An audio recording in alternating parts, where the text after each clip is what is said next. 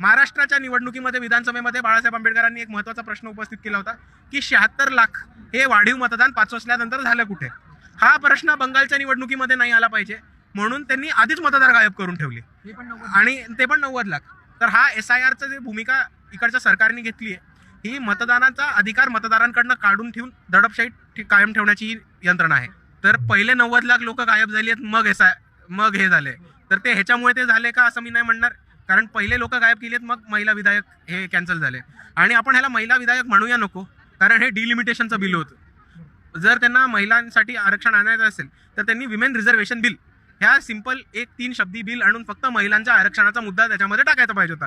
त्याच्यामध्ये north versus south करण्याची काही गरज नव्हती.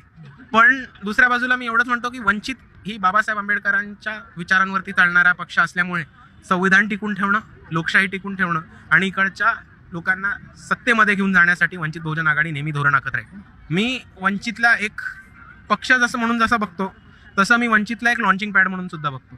कारण जर आपण इतर पक्षांमध्ये बघितलं तर नेत्यांचीच मुलं मोठे होतात आणि जर त्या नेत्याच्या मुलाला स्वतःला लॉन्च नाही करता आलं तर अजून तो पक्षात कोणालाच लॉन्च नाही होते अशी परिस्थिती दिसते. पण आज वंचित बहुजन आघाडीमध्ये आपल्याला दिसतं की विद्यार्थी, म्हणजे तुम्ही स्नेहलचं नाव घेतलं, स्नेहलपासूनच सुरुवात करू. विद्यार्थी आंदोलनामध्ये सुरुवात केलेली, पक्षाची भूमिका घेऊन चळवळीमध्ये पुढे येऊन मग पक्षाची पदं घेऊन 2 निवडणुका लढवून आज स्नेहल महिला मुंबई प्रदेश अध्यक्ष म्हणून आपल्या समोर दिसते.